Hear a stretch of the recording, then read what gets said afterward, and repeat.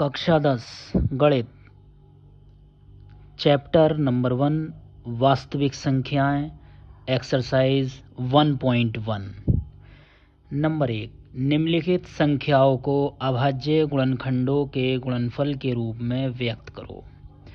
140, 156, 3825, 5005, 7429। सबसे पहला सवाल 140। इसमें 140 को अभाज्य गुणनखंड के रूप में आपको लिखना है। तो सबसे पहले 140 को आप छोटी से छोटी संख्या से भाग देंगे। 2 से जैसे भाग देंगे, 2 से आप 140 को भाग देंगे तो सबसे पहले 2 का पहाड़ा 14 में पढ़ेंगे, 2 सत्ते 14 और ये 0 आप ऐसे ही उतार लेंगे। फिर दोबारा से 2 से डिवाइड करेंगे 70 को, 2 तिया 6, 1 बचा, ये 0 ले लेंगे, 10 हो गया, 2 पंजे 10। अब ये 35 5 से भाग कर देंगे 35 को, 5 सत्ते 35। 140 का अभाज्य गुणनखंड 2 गुणा 2 गुणा 5 गुणा 7। यहाँ पर 2 बार आया है तो 2 की पावर 2 गुणा 5 गुणा 7। इस तरह से इसका आंसर होगा। दूसरा सवाल 156। यहाँ 156 को 2 से जब हम भाग देंगे तो 2 का पहाड़ा 15 में पढ़ेंगे, 2 सत्ते 14, 1 बचा 16 हो गया, 2 अट्ठे 16। फिर दोबारा से 2 का पहाड़ा पढ़ेंगे 78 में, 2 तिया 6, 1 बचा 18 हो गया, 2 नाम 18। अब ये 39 3 से विभाजित हो जाएगा, 3 से भाग देंगे, 3 एकम 3, 3 तिया 9। तो 156 का अभाज्य गुणनखंड हुआ 2 गुणा 2 गुणा 3 गुणा 13। यहाँ पर भी 2 बार आया है तो 2 की पावर 2 गुणा 3 गुणा 13, ये इसका आंसर होगा। इसी तरह से तीसरा सवाल 3825 को हमने सॉल्व किया है तो 3825 का अभाज्य गुणनखंड होगा 5 गुणा 5 गुणा 3 गुणा 3 गुणा 17। यहाँ पर 5 गुणा 5 यानी 5 2 बार मल्टीपल में आया है तो 5 की पावर 2, 3 भी 2 बार मल्टीपल में आया है तो 3 की पावर 2 गुणा 17। चौथा सवाल 5005 इसी तरह से कर लेंगे और पांचवा सवाल भी 7429। तो इस तरह से ये क्वेश्चन नंबर 1 के 5 पार्ट थे, ये सॉल्व कर दिए हैं अभाज्य गुणनखंडों के गुणनफल के रूप में। अब अगला सवाल आता है क्वेश्चन नंबर 2। पूर्णांकों के निम्नलिखित युग्मों के HCF यानी मासा और LCM यानी लासा ज्ञात कीजिए तथा जांच कीजिए कि दो संख्याओं का गुणनफल बराबर होता है HCF गुणा LCM। इसमें पहला सवाल है इसका 26 और 91, दूसरा 510 और 92, तीसरा 336 और 54। अब हम इसमें पहले पार्ट को ले लेंगे 26 और 91 को। 26 के हम अभाज्य गुणनखंड करेंगे, 26 को 2 से डिवाइड करेंगे, 2 से भाग करेंगे, 2 एकम 2, 2 तिया 6, फिर 13 किसी और संख्या से नहीं घटेगा, 13 से ही घटेगा तो 13 से 13 को भाग करेंगे, 13 एकम 13। इसी तरह से आप 91 के अभाज्य गुणनखंड करेंगे, 13 से काटेंगे 91 को, 13 सत्ते 91, फिर 7 से 7 को भाग देंगे, 7 एकम 7। 26 को इस तरह से लिख लेंगे 26 बराबर 2 इंटू 13। इसी तरह से 91 को लिख लेंगे, 91 के फैक्टर किए 13 इंटू 7।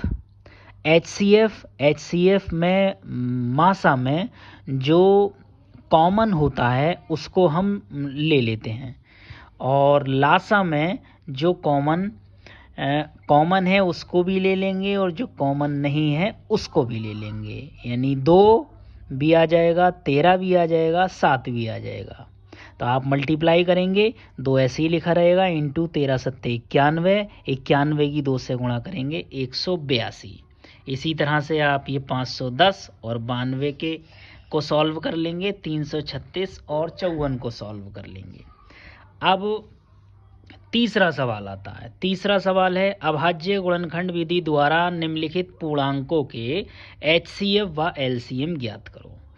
12, 15 और 21, 17, 23 और 29, 8, 9 और 25 हम इस सवाल को सॉल्व करेंगे 12, 15 और 21 को।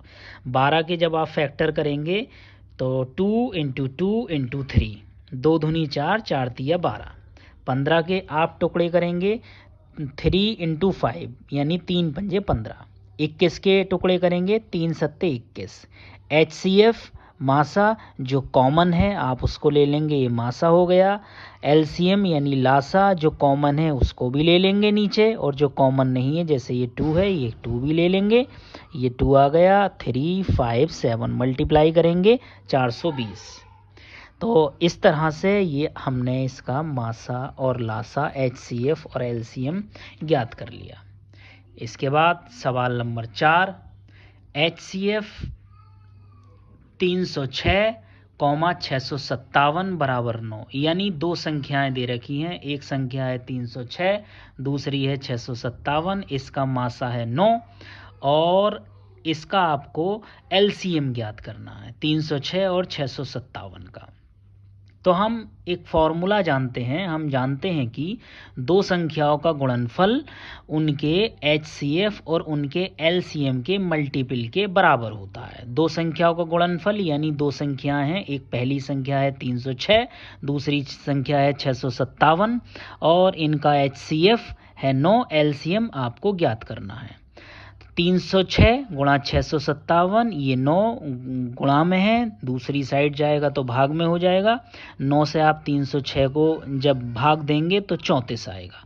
34 की 657 से गुणा करेंगे 22,338 आया। ये इसका आंसर हो गया। 5वां सवाल, जांच करो कि क्या किसी प्राकृतिक संख्या n के लिए संख्या 6 की पावर n अंक 0 पर समाप्त हो सकती है। इसके लिए आपको सबसे पहले 6 की पावर n का अभाज्य गुणनखंड निकालना होगा। 6 की पावर n का अभाज्य गुणनखंड, 6 के जब आप टुकड़े करेंगे तो 2 × 3, ये पावर ऐसे ही लगी रहेगी। जबकि कोई प्राकृतिक संख्या जो 0 पर समाप्त होती है उसके अभाज्य गुणनखंड 2 × 5 की पावर n के रूप में होता है। यहाँ पर 2 × 5 की पावर n के रूप में ये इसके गुणनखंड नहीं है, अतः ये 6 की पावर n 0 पर समाप्त नहीं होगी। क्वेश्चन नंबर 6, व्याख्या कीजिए 7 × 11 × 13 + 13 और 7 × 6 × 5 × 4 × 3 × 2 × 1 + 5 भाज्य संख्याएं हैं और क्यों हैं। तो आप इसमें पहली संख्या को a मान लेंगे, a बराबर 7 × 11 × 13 + 13।